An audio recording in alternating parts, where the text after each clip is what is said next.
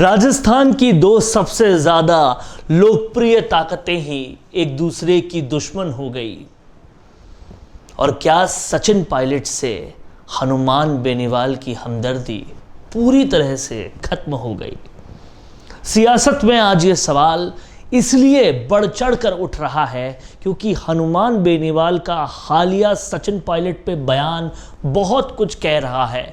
जो हनुमान बेनीवाल सचिन पायलट को सीएम बनाने के लिए, सचिन पायलट को आगे बढ़ाने के लिए साम दाम दंड भेद की नीति पर कुछ भी करने को तैयार थे, सचिन पायलट का अपने आप को बहुत ज़्यादा हमदर्द बताते थे, आखिरकार उस हमदर्द से इतना दर्द क्यों हो रहा है, ये समझने वाली बात है। आज इस पूरे वीडियो में हम आपको इस दर्द की वजह भी बताएंगे और ये भी समझाएंगे कि ये दर्द होने से आगे आने वाले समय में राजस्थान की सियासत पर क्या फर्क पड़ेगा, क्यों हनुमान बेनीवाल और सचिन पायलट ऐसे दुश्मन हो गए और आखिर क्यों हनुमान बेनीवाल ने उनके लिए ऐसा बयान दिया जो वाकई अब उन दोनों के बीच के घावों को कभी भर नहीं सकता।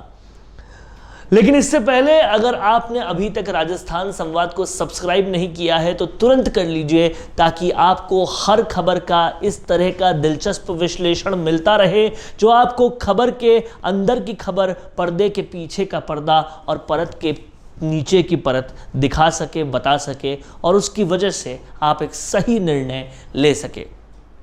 राजस्थान की सियासत में दो सबसे बड़ी लोकप्रिय ताकतें जिनकी एक आवाज पर भीड़ का अंबार उठता है, जिनके भाषणों में जो लोग आते हैं उन लोगों के भीड़ से साफ तौर पे समझ में आता है कि पूरा शहर ही एक जगह एकत्रित हो गया मानो। ऐसे दो लोग हैं हनुमान बेनीवाल और सचिन पायलट। ये दोनों हमेशा एक दूसरे के हमदर्द रहे थे और हमेशा एक दूसरे के सपोर्टर्स रहे थे।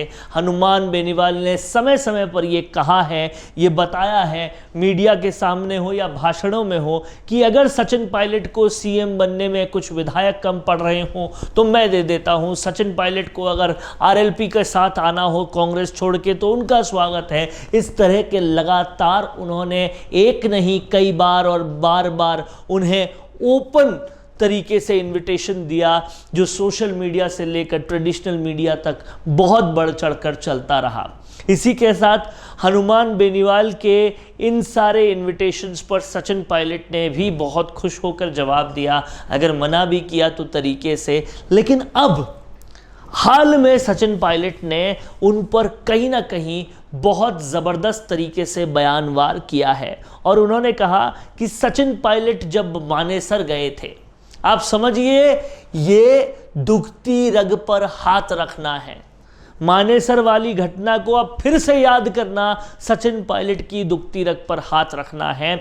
और कहीं ना कहीं हनुमान बेनीवाल ने यह कहा कि जब वो मानेसर गए थे तो कई लोगों को बोल दिया था कि अब सीएम बनकर ही वापस आएंगे। कई लोगों को यह कहा था कि अगली चाय और अगली कॉफ़ी तो सीएम हाउस में ही पिएंगे और इस तरीके से सीएम बनने की बात लगातार हर जगह कह दी थी और इस तरह के आरोप उन्होंने सचिन पायलट पर लगाए। कहीं ना कहीं गड़े मुर्दे उखाड़कर पुरानी बातें सामने लाकर सचिन पायलट के सियासी गेम को ख़त्म करने की ये कोशिश और कोई नहीं बल्कि हनुमान बेनीवाल कर रहे हैं। तो इससे कई सारे इम्प्लीकेशंस सामने आ रहे हैं। पहले लगातार सियासत में ये सोचा जा रहा था कि बेनीवाल, पायलट और किरोड़ीलाल मीणा अगर एक मंच पे साथ में आ जाते हैं तो तीन काम करने वाले लोग, जनता को प्रिय लोग, जनता के लिए लोकप्रिय लोग एक साथ आके काम करते हैं तो राजस्थान एक राजनीतिक उजाला देख सकता है, राजस्थान एक नई उम्मीदों की किरण देख सकता है। लेकिन अब उन दोनों में से दो अहम ताकतों के बीच में ऐसी लड़ाई देख जनता से लेकर कार्यकर्ताओं में बहुत ज़्यादा निराशा है। लेकिन इसकी वजह क्या है, इसको समझना पड़ेगा।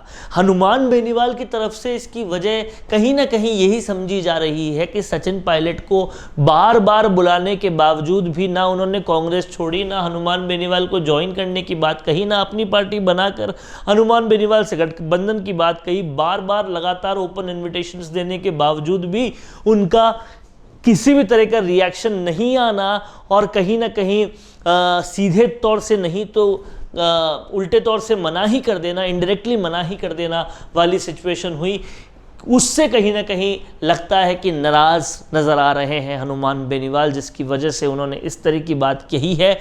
और इसका एक और भी इम्प्लीकेशन लगाया जा रहा है, कांग्रेस गिरती हुई सीटों को देखकर अगर हनुमान बेनीवाल से सांठगांठ करने की पर्दे के पीछे कोशिश कर रही है तो कहीं एक खेमे ने ही तो उन्हें ये करने पर मजबूर नहीं किया कि वो सचिन पायलट के अगेंस्ट चले जाएं। हालांकि अपने स्टैंड पर बहुत क्लियर रहते हैं हनुमान बेनीवाल, उनको स्टैंड को तोड़ना आसान नहीं होता, लेकिन सियासत है, यहाँ सब कुछ मुमकिन है। कानाफूसी ऐसी भी है, बातचीत सियासी गलियारों में ऐसी भी है कि ये सारा काम गहलोत खेमे के कहने पे हो रहा है। और तीसरी तरफ ऐसी भी बात आ रही है कि हो सकता है इलेक्शन के बाद हनुमान बेनीवाल फिर से बीजेपी के साथ हो जाएं और कहीं ना कहीं ये काम वहीं से करवाया जा रहा हो, क्योंकि एक देश एक चुनाव का फंडा अगर क्लियर हो जाता है तो बीजेपी के जीतने के चांसेस और ज़्यादा बन जाते हैं। और अगर कांग्रेस का वोट बैंक अभी ख़त्म करना है, कांग्रेस को और ज़्यादा ख़त्म करना है, तो सबसे ज़्यादा लोकप्रिय वहाँ पर अभी सचिन पायलट ही है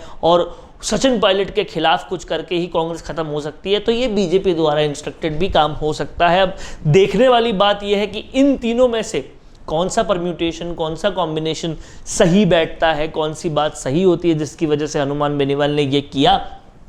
और कहीं ना कहीं इससे तमाम सारे जो जातिगत समीकरण हैं उनमें भी फ़र्क पड़ेगा, क्योंकि इससे पहले देखा गया था कि हनुमान बेनीवाल को गुर्जरों का भी बहुत साथ मिल रहा है, उससे भी कहीं ना कहीं उस पर भी फ़र्क पड़ता हुआ नज़र इससे आ सकता है। तो ये सारे समीकरण जो है वो अपनी जगह हैं, पर हनुमान बेनीवाल ने इस कदर सचिन पायलट के लिए क्यों बोला, इससे और कुछ हो ना हो, कार्यकर्ताओं में और जनता में निराशा बहुत ज़्यादा है, क्योंकि इन दोनों के फॉलोअर्स बहुत ज़्यादा और कमोबेश युवा ही इनको फॉलो करते हैं। और युवाओं में कहीं ना कहीं, या फिर वो लोग फॉलो करते हैं जो चाहते हैं कि काम हो राजस्थान में, ऐसे लोगों में कहीं ना कहीं निराशा व्याप्त है। क्या कुछ कहना है आपका इस खबर के बारे में, क्या कुछ आपके कमेंट्स हैं, हमें कमेंट बॉक्स में लिखिए। और अगर आप चाहते हैं हम किसी विषय पर आपके लिए वीडियो बनाएं तो आप वो भी ज़रूर कमेंट बॉक्स में लिखिए। नमस्कार। कौन देखता है अब टीवी?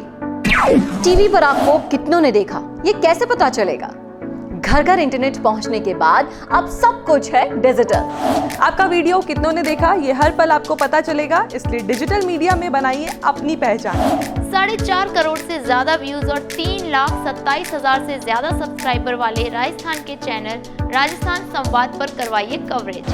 ज्यादा जानकारी के लिए व्हाट्सएप करें 7339900549 पर।